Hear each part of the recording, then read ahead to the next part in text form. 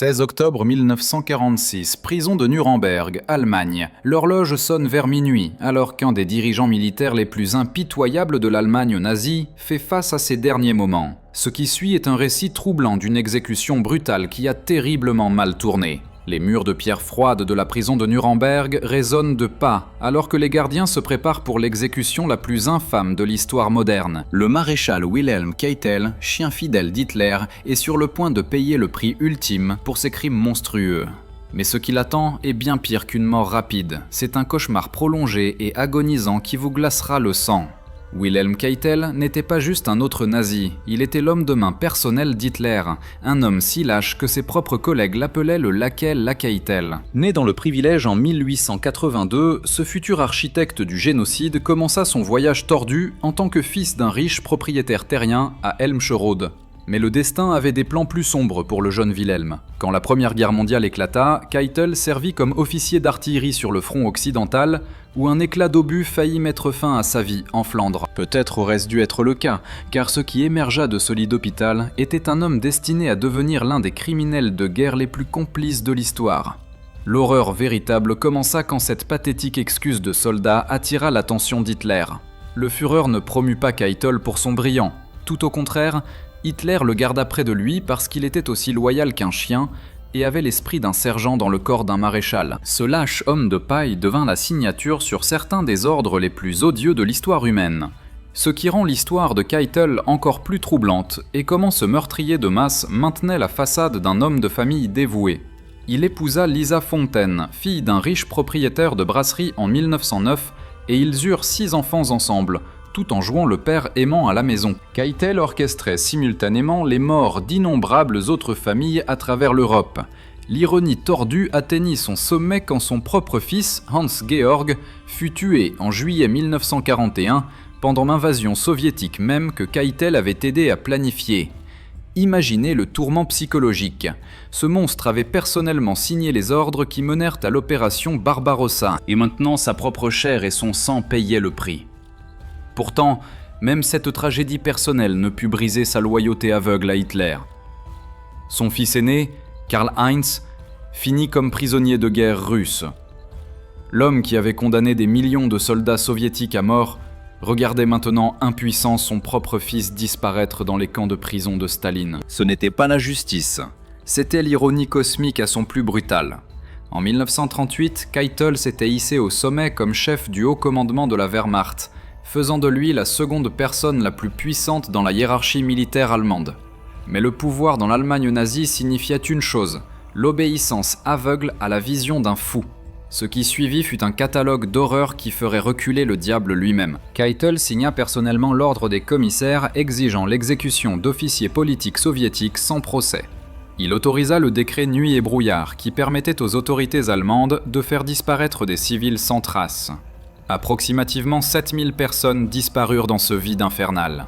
Mais peut-être le plus terrifiant fut son rôle dans l'opération Barbarossa. Quand le stratège économique Georg Thomas avertit des pénuries d'approvisionnement critiques qui pourraient condamner l'invasion, Keitel rejeta les préoccupations, disant à Thomas qu'Hitler ne voudrait pas le voir. Cette décision lâche aida à condamner des millions de civils et soldats soviétiques à la famine et à la mort. Le monstre se retourna même contre ses propres collègues militaires.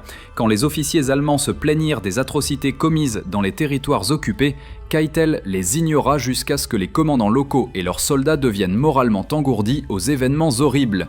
Il émit des ordres stipulant que pour chaque soldat allemand tué, 50 à 100 communistes devaient être exécutés en réponse. Alors que l'Allemagne nazie s'écroulait autour de lui, le vrai caractère de Keitel émergea sous sa forme la plus pathétique. Pendant la tentative d'assassinat du 20 juillet 1944 sur Hitler, Keitel aida personnellement le Führer blessé à sortir de la salle de conférence bombardée.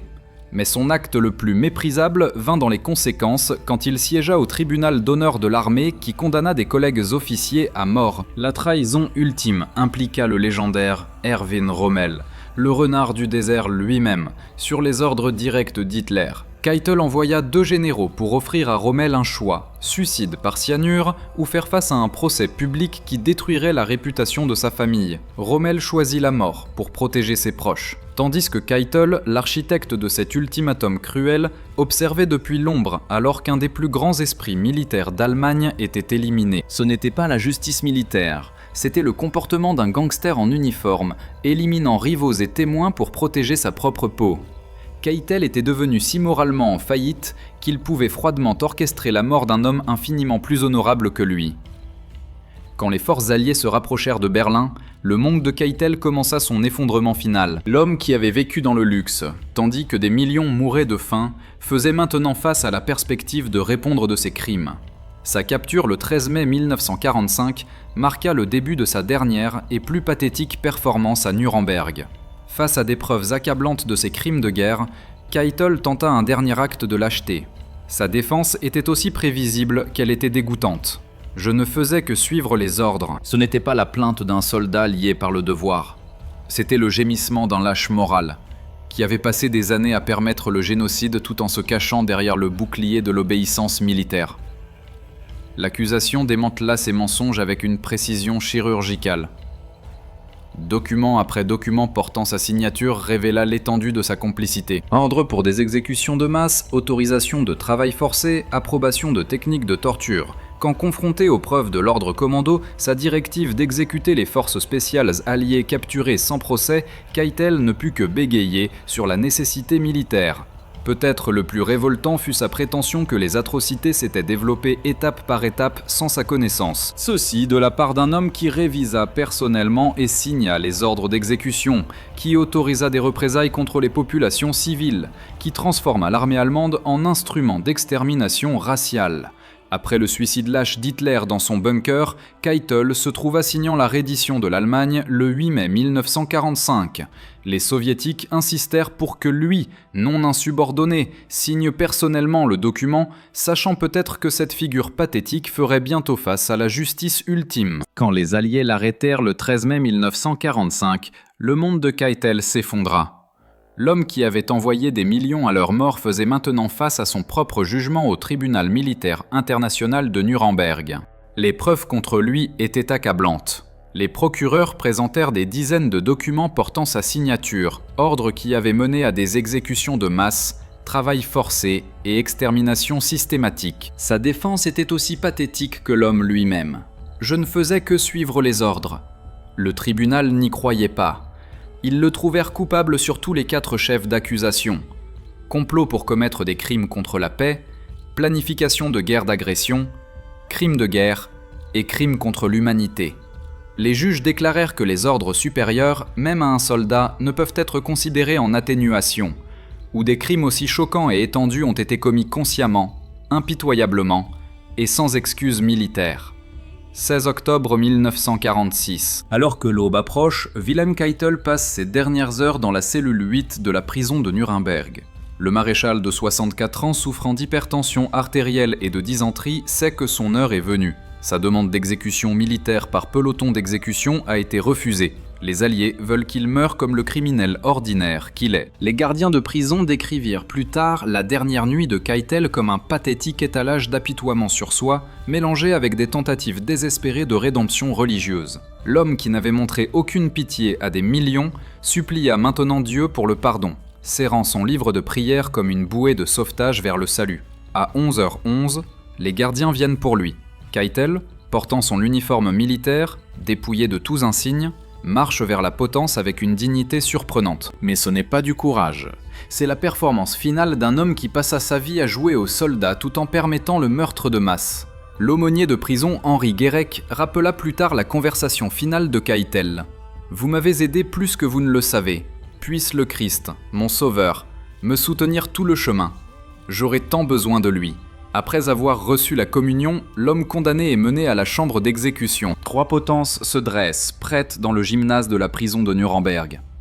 Keitel approche de l'échafaud du milieu avec une prestance militaire, la tête haute malgré l'horreur qui l'attend. Quand on lui demande de décliner son nom, il répond fort et clair, puis monte sur la potence comme il aurait pu monter sur une estrade de revue, pour recevoir un salut des armées allemandes. Ce qui se passe ensuite est une scène de l'enfer même. Alors que Keitel se tient sur la plateforme, il prononce ces derniers mots avec une conviction glaçante. « J'invoque Dieu Tout-Puissant d'avoir pitié du peuple allemand. Plus de 2 millions de soldats allemands sont allés à leur mort pour la patrie avant moi. Je les suis. Maintenant mes fils, tout pour l'Allemagne. » La cagoule noire est placée sur sa tête. Le nœud coulant se resserre autour de son cou. La trappe s'ouvre. Mais ce n'est pas une mort rapide et miséricordieuse. Le sergent de l'armée américaine, John Woods, le bourreau, a soit incompétemment, soit délibérément raté l'exécution. La trappe est trop petite. Alors que Keitel plonge vers le bas, sa tête heurte le bord avec une force écœurante, ouvrant une blessure qui commence à saigner abondamment. Pire encore, la chute est insuffisante pour briser son cou proprement. Au lieu d'une mort instantanée, Keitel commence une horrible danse d'étranglement. Derrière le rideau qui protège les témoins du pire du spectacle, son corps convulse violemment alors qu'il suffoque lentement. Pendant 24 minutes agonisantes, près d'une demi-heure, Wilhelm Keitel se tord au bout de la corde, sa vie s'évanouissant de la façon la plus brutale imaginable. Certains témoins prétendirent plus tard que Woods rata délibérément les exécutions pour faire souffrir les criminels de guerre nazis, bien que cela ne fût jamais prouvé. Les sons derrière le rideau furent décrits par les témoins comme inhumains, le halètement désespéré d'un homme luttant contre l'inévitable.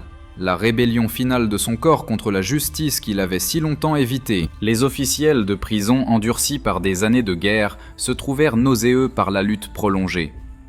Alors que le corps de Keitel devient finalement mou, il y a un sentiment sombre de justice poétique. L'homme qui avait condamné des millions à des morts lentes et agonisantes avait expérimenté son propre tourment prolongé.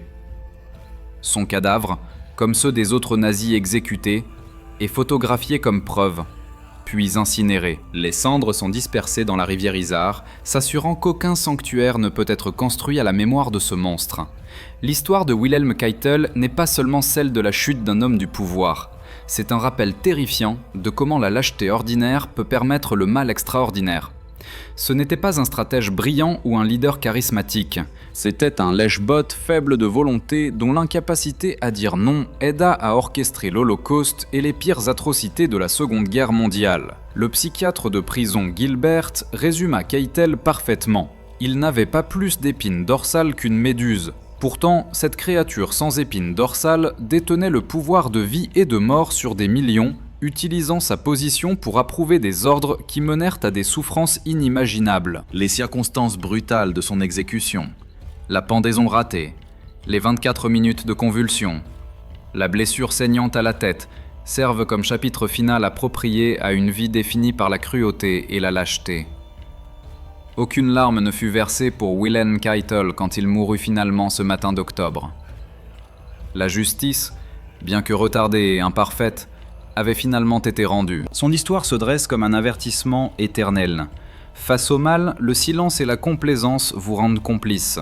Wilhelm Keitel a pris cette leçon trop tard, haletant ses derniers souffles au bout d'une corde dans une prison allemande froide, payant le prix ultime pour une vie passée à choisir le chemin facile de l'obéissance plutôt que la route plus difficile de la décence humaine. Le monstre était mort, mais les mémoires de ses victimes et la leçon de sa lâcheté vivent pour toujours. Rappelez-vous de vous abonner pour plus de contenu historique choquant qui révèle les chapitres les plus sombres de l'histoire humaine.